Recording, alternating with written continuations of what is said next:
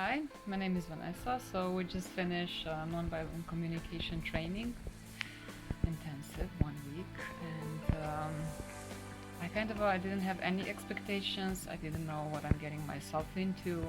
I did so many retreats and teachings until now, different approaches, and I can find some similarities, and like not everything is new, but still for me it was really life-changing experience in a way. How many new ways on how to kind of incorporate them in your life, and how to better your life, and how to better not just the like outside circumstances, but what's inside, you know.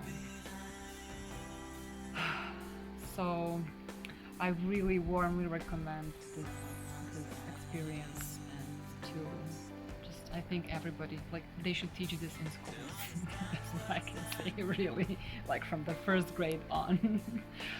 Yeah, that's it. Thank you.